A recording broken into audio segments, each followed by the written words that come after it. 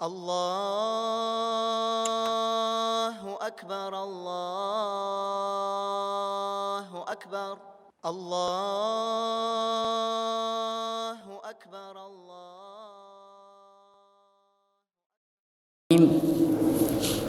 الحمد لله رب العالمين والصلاة والسلام على أشرف المرسلين محمد وعلى آله وصحبه أجمعين رب اشرح لي صدري ويسر لي أمري واحلل عقدة من لساني يفقه قولي أما بعد السلام عليكم ورحمة الله وبركاته. Хвала Аллаху, который дал нам понимание этой религии и вывел нас из мрака невежества к свету ислама. Хвала Аллаху, который дал нам возможность собраться в этот день в Его доме, в доме Аллаха Субханаху ва Тааля, для изучения Его религии. И по воле Аллаха Субханаху ва Тааля мы начинаем цикл лекций, иншаллах, уроков, которые будут проходить каждый четверг после иша намаза. Иншаллах, они будут не длинными, чтобы не затруднять, потому что кому-то завтра на работу. Иншаллах, они будут не длинными, но прошу Аллаха Субханаху ва Тааля сделать эти уроки продолжительными, полезными для нас. И также прошу Аллаха Субханаху ва Тааля, чтобы Он дал нам понимание и помог воплотить в жизнь полученные знания. Аллах Субханаху ва Тааля сотворил нас, дал нам эту жизнь и дал нам все возможности для того, чтобы жить в этом мире. Дал нам все блага и сказал о них в своей книге «Ва ин та'удду ни'мат Аллахи ла тухсуха». Если вы сосчитаете блага Аллаха Субханаху ва Тааля, то вы не сосчитаете их. То есть, если вы постараетесь сосчитать эти блага, то вы не сосчитаете их много. И Аллах Субханаху ва Тааля все это дал нам лишь для одной цели, как Он говорит об этом в Коране: «Вама халактул джинна валь инса илля лиябудун». И Аллах Субханаху ва Тааля говорит: «Я не создал людей и джиннов, кроме как с одной целью, это поклонение мне, чтобы они поклонялись мне». И все, что мы имеем с вами, это дано нам для того, чтобы мы поклонялись Аллаху Субханаху ва Тааля. И также Он оказал нам самую ценную и самую большую свою милость, сделав нас мусульманами. Это самое большое благо, самое ценное благо, самый большой ни'мат, который Аллах Субханаху ва Тааля мог нам дать. И это ни'матуль ислам, ни'матуль иман. Это то, что мы познали Его, поверили в Него, уверовали в Него. А ведь миллионы, а может быть и миллиарды людей Аллах Субханаху ва Тааля не дал им этого блага. И поэтому мы должны благодарить Аллаха Субханаху ва Тааля за эту милость. Аллах Субханаху ва Тааля сказал: «Валя ин шакартум ля азиданнакум». Если вы будете благодарны мне, я вам прибавлю. Аллах Субханаху ва Тааля сделает нас лучше, иншаллах, если мы будем благодарить Его. Аллах Субханаху ва Тааля сделает этот иман, эту веру крепче, если мы будем благодарны Аллаху. И Аллах Субханаху ва Тааля говорит: «Валауля фадлуллахи алейка ва рахматуху, валауля фадлуллахи алейкум лякунтум миналь хасирин». И если бы не милость Аллаха к вам, вы непременно оказались бы в числе потерпевших убыток. Это милость Аллаха. Это милость Аллаха, которую мы должны ценить. Это милость Аллаха, за которую мы должны Его благодарить. И Аллах Субханаху ва Тааля не оставил нас просто так. Дал нам жизнь, дал нам возможности, дал нам все блага, но еще Он дал нам руководство. Руководство, и не оставил нас. Он показал нам, как жить в этом мире. Он показал нам, что сделает нас счастливыми. Если как мы будем жить, мы будем счастливыми. Аллах Субханаху ва Тааля дал нам руководство. Это книга Аллаха Субханаху ва Тааля. Это книга, которая сейчас есть у всех у нас дома. Она лежит у каждого из нас дома, но это самое ценное, то, что мы с вами имеем в этом мире. И Аллах Субханаху ва Тааля в Коране говорит об этой книге в начале суры Бакара: «Алиф лам мим, заликаль китабу ла райба фиха». Это книга, Аллах Субханаху ва Тааля говорит, в которой нету сомнений, ни капли и никакой. Нету в этой книге никаких сомнений. Худан лиль муттакин, и эта книга является руководством для богобоязненных.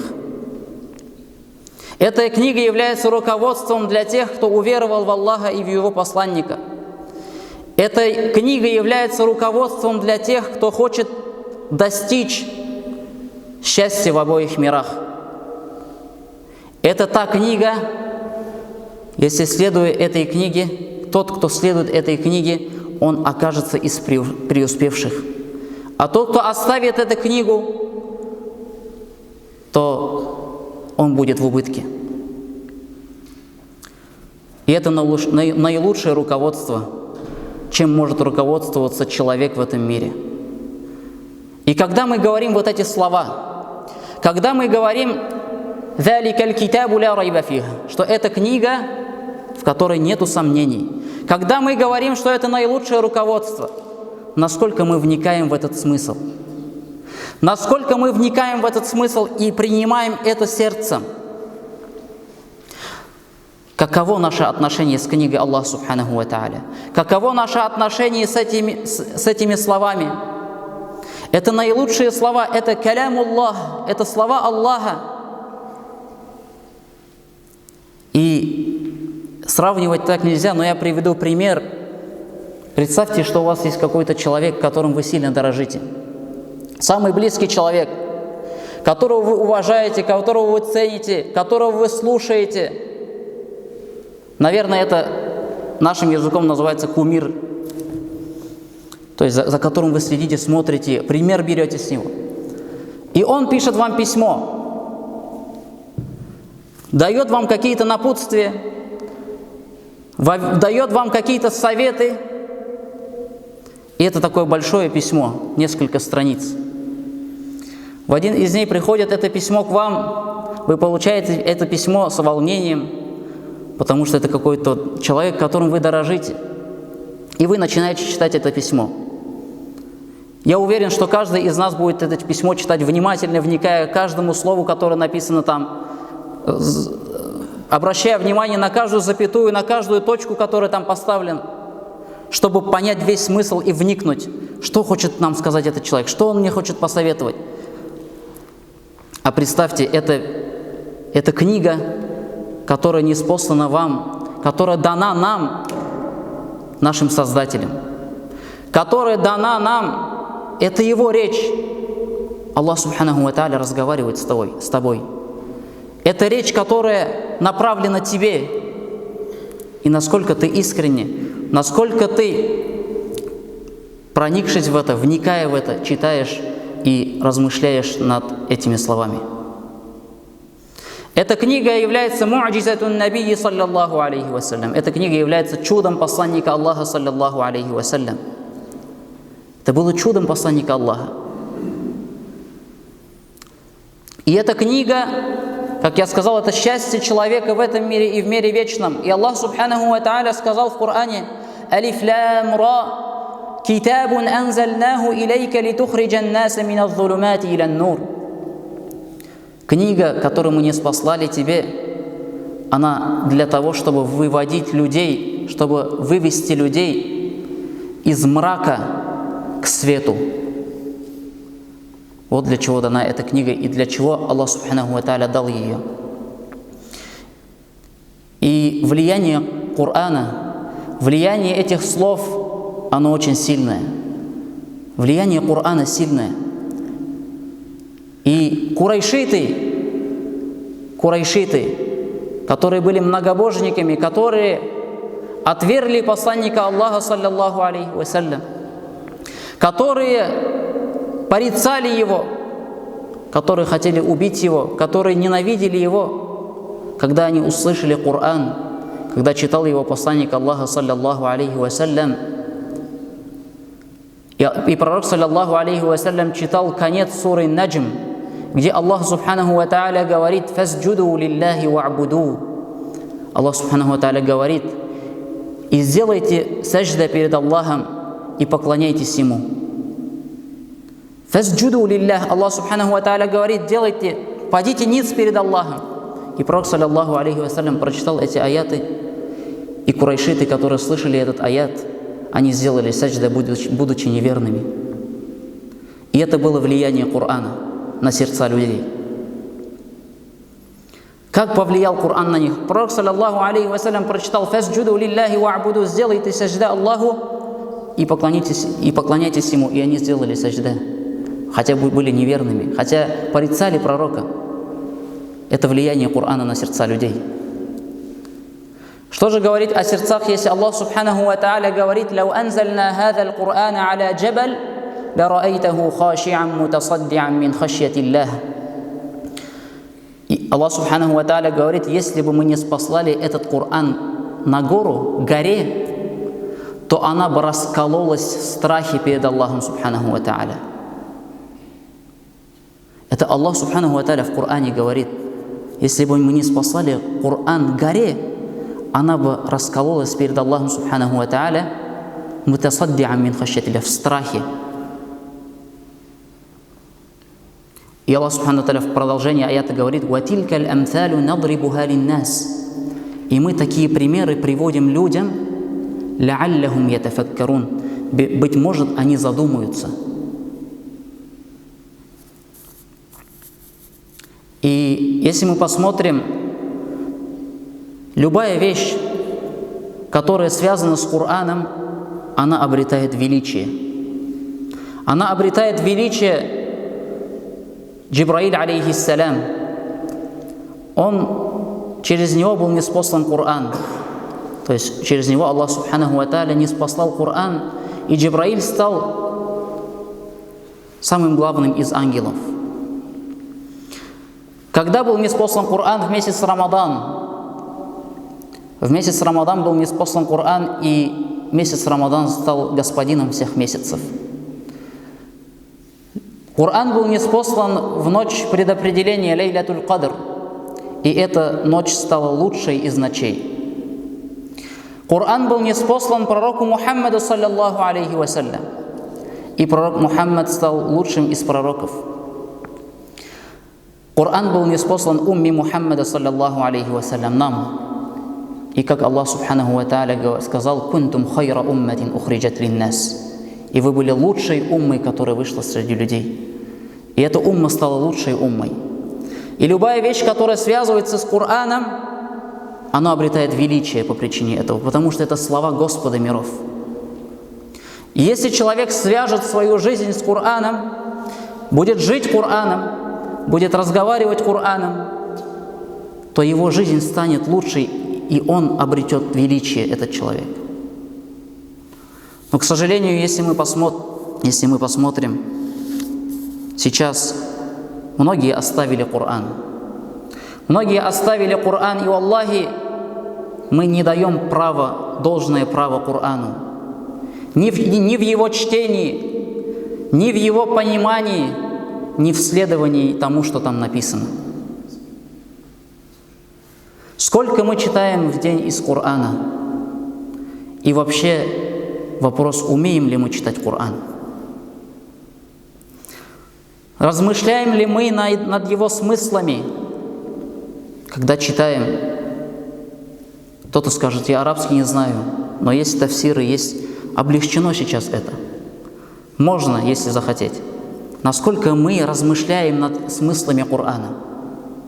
И третье, насколько мы следуем Корану, когда прочитали его, когда поняли, что там написано, что там говорится, насколько мы это внедряем в свою жизнь. И многие говорят, и часто приходится слышать, люди говорят: вот, по Коране и Сунне, жить нужно по Корану, делать нужно по Корану. Но когда доходят до дел, где Коран в наших делах? Где Коран в наших отношениях с людьми? Где Коран в наших разговорах, взаимоотношениях, где Коран в наших делах, мы оставляем его. И Коран, это, как посланник Аллаха, саллаллаху алейхи вассалям, сказал, это аргумент за тебя или же против тебя. И пусть Аллах субханаху ва тааля сделает этот Коран аргументом за нас, а не против нас. Потому что если Коран будет свидетельствовать против нас, то наш исход, наш итог будет печальным. И преуспеет тот, за кого Коран заступится, за кого Коран скажет: «Он меня читал, он жил по мне, он размышлял надо мной». И преуспеет этот человек. И будет в убытке тот человек, про который Коран скажет: «Он не читал меня, он оставил меня, он не размышлял над смыслом, и он не следовал тому, что написано». И каждый пусть задаст себе вопрос, сколько он уделяет времени Корану в день, хотя бы его чтение, его изучение. 5 минут, 10 минут, каждый день это происходит. Кто-то скажет: «Я же не понимаю его смысла. Зачем его читать?» Такие люди тоже есть. Но Аллах субханаху ва тааля не спаслал Коран. Одной из причин неспослания Корана — это чтобы его читали. Как Аллах субханаху ва тааля сказал: «Икра бисми раббика аллази халяк». Читай во имя Господа, который создал тебя. И Аллах субханаху ва тааля говорит: «Вараттилил Кур'ана тартиля». И читайте Коран размеренным чтением. И все это идет в повелительной форме. И чтение Корана является поклонением. Посланник Аллаха, саллаллаху алейхи вассалям, сказал: «Ман караа харфан мин китабиллахи фалаху бихи хасана, валь хасанату би'ашри амталиха». Кто прочитает одну букву из Корана, ему запишется награда.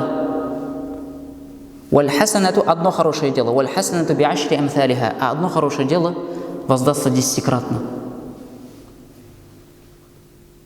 Сколько букв в суре Аль-Фатиха? Сколько букв в 30-м джузе, последнем джузе Корана? 1000. И это все воздается 10-кратно. Но, к сожалению, человек беспечен по отношению к Корану. И первое, что мы должны также обращать внимание, это чтобы у нас была любовь по отношению к Корану, любовь к книге Аллаха субханаху ва тааля.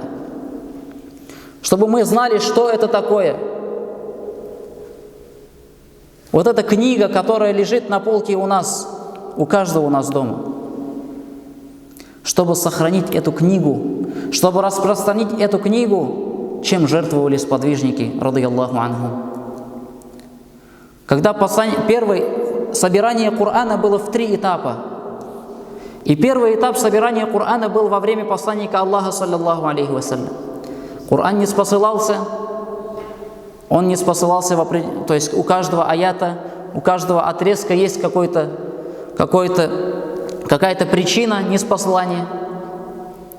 И он не спосылался в течение 23 лет, и сахабы, сподвижники, записывали его где могли. Кто-то записывал на каком-то камне, кто-то записывал на какой-то доске, кто-то записывал на лопатке животного, на костях, на лопаточных костях записывали Коран. Пророк, саллаллаху алейхи вассалям, боялся забыть его сначала. Когда ниспослался Коран, он много-много раз повторял его, чтобы не забыть ничего. Но потом Аллах субханаху ва тааля ниспослал аят, что ты не забудешь его. Итак, во время посланника Аллаха, саллаллаху алейхи вассалям, Коран был на устах людей больше. То есть посланник Аллаха, саллаллаху алейхи вассалям, прочитывал его сподвижникам, они его запоминали, что-то где-то записывали, и у каждого были какие-то отрывки, и какие-то сподвижники запоминали все.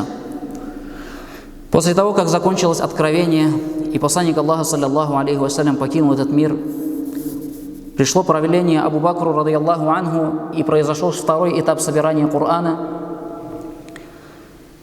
Тогда После смерти посланника Аллаха, саллаллаху алейхи вассалям, многие племена начали отходить из ислама, выходить из ислама, перестали выплачивать закат, перестали выполнять какие-то обязанности, которые были в исламе. И Абу Бакр начал воевать с ними, чтобы они вернулись. И много сподвижников начало погибать, которые знали Коран наизусть. И в одной из битв, в битве при Ярмуке, погибло 70 сподвижников, которые знали Коран полностью наизусть. И тогда сподвижники начали волноваться и пошли к Умару, радийаллаху анху, и сказали, что если так продолжится, то мы потеряем наследие посланника Аллаха, саллаллаху алейхи вассалям. То, что нам оставил посланник Аллаха, саллаллаху алейхи вассалям, как веренное, чтобы мы сохранили это. И тогда Умар пошел к Абу Бакру и сделал предложение, сказав, нужно собрать Коран в одну книгу. И Абу Бакр сначала не согласился. Он отказался. Он сказал, не делал этого посланник Аллаха, саллаллаху алейхи вассалям. Зачем же я должен это сделать? Но все-таки Аллах субханаху ва тааля предписал так, что Умар смог уговорить Абу Бакра, и Абу Бакр позвал Зайда ибн Табита, а Зайд ибн Табит это был писарем, он был писарем пророка, саллаллаху алейхи вассалям, который записывал аяты. И Абу Бакр позвал Зайда ибн Табита и сказал, сядь, о Умар, сядь, о Зайд, и пусть к вам подходят люди и приносят то, что у них есть из Корана, и пусть принесут еще 2 свидетеля на этот аят или на какой-то отрывок. То есть, если кто-то приносит какой-то аят, говоря, вот это из Корана, то он должен принести еще 2 свидетелей, сподвижников, именно сподвижников, которые бы сказали, что они слышали это из уст посланника Аллаха, саллаллаху алейхи вассалям. И так был собран Коран в одну книгу, и это был второй этап собрания Корана. Третьим же этапом стало собрание Корана во время Усмана, радийаллаху анху. Когда Абу Бакр покинул этот мир через 2 года после смерти посланника Аллаха, потом стал Умар, и правил Умар около 8 лет или около 10. После этого пришел к правлению Усман ибн Аффан. И во время Усмана ибн Аффана территории территории халифата, они распространились очень широко, и ислам принимали те люди, которые не знали арабского языка. И были другие из других арабов. И Коран был ниспослан изначально на 7 буквах, как об этом говорит Аллах субханаху ва тааля сам. То есть Коран был ниспослан на разных диалектах. Как мы сказали, Коран был чудом посланника Аллаха, саллаллаху алейхи вассалям. И он был ниспослан на 7 диалектах, потому что арабы разговаривали по-разному. То есть были такие арабы, из этой местности были другие арабы, и у них разговоры отличались. И Коран был ниспослан на 7 буквах, 7 видах, 7 диалектах. И во время Усмана что началось? Когда ислам распространился, люди начали обвинять друг друга в том, что кто-то из них неправильно читает Коран. То есть не понимая этой мудрости, не понимая уже этого смысла, почему так было, они начали обвинять друг друга в том, что вы неправильно читаете Коран. И Усман решил что-то сделать с этим, то есть сподвижники подошли к Усману и сказали, что началась такая проблема, что люди обвиняют друг друга в том, что они изменили Коран. То есть один читает Коран, другой ему говорит, ты неправильно читаешь, ты внес изменения в Коран. И что сделал Усман? Он поднялся на мимбар и сказал, что произошел такой случай, и он сказал, что я хочу оставить только один диалект Корана. И были разные диалекты, и Усман сказал, давайте оставим Коран на курайшитском диалекте, так как пророк, саллаллаху алейхи вассалям, был из курайшитов, то есть на том диалекте, на котором говорили курайшиты. И это было последним собиранием Корана, и Усман сказал, чтобы собрали все Кораны, и то есть оставили только один диалект, остальные чтобы написали на курайшитском диалекте, а остальные диалекты чтобы сожгли, и чтобы не осталось остальных диалектов. И сейчас то, что мы имеем, и если мы откроем мусхафы любые, там написано «Бирасми Усман», то есть то, как было написано Усманом, то, как собрал его Усман, радийаллаху анху. И вот, то есть Коран, чтобы сохранить этот Коран, через что проходили сподвижники, и какие решения приходилось принимать. То есть это сейчас нам легко достать с полки, он собранный в 604 страницы, у каждого дома лежит, но мы не ценим. Мы не понимаем, мы не обращаем на это внимания. И заканчивая и подытоживая, хотелось бы сказать, что наши лекции, они будут о правилах для жизни из Корана. То есть мы будем брать какие-то аяты и будем выводить из них правила для жизни. То есть Коран – это руководство для нашей жизни, там есть все правила. Это лучшее писание на земле. И зачастую, если мы посмотрим даже, оценим свою жизнь, мы, наверное, каких-то других авторов, какие-то другие книги иногда больше читаем, чем Коран. Мы больше, иногда замечаем, что кто-то больше поражается какими-то высказываниями других людей, но не смотрит, какие высказывания и какие правила есть в Коране. Ведь нет упущения в Коране, Аллах Тааля не сделал упущения в Коране. И все, что нужно нам для жизни, оно есть в этой книге, в Коране. Так давайте же возвращаться к этой книге и стараться жить по этой книге, следовать этой книге, изучать эту книгу и читать эту книгу. Иншаллах, со следующего урока мы начнем уже, перейдем к правилам. Это будут какие-то 3-4 правила, которые состоят из 3-4 слов.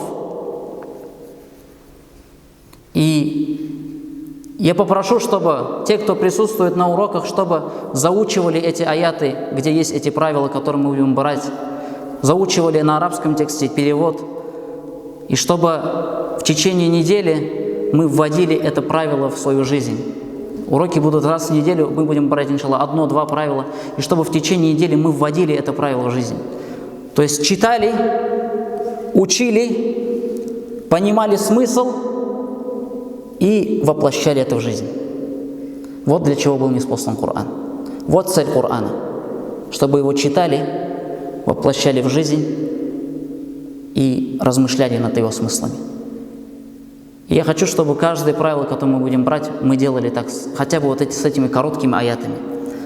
Прочитали, заучили, посмотрели перевод, толкование и применили это правило в жизни. سبحانك اللهم وبحمدك أشهد أن لا إله إلا أنت أستغفرك وأتوب إليه والسلام عليكم ورحمة الله وبركاته. الله أكبر الله أكبر الله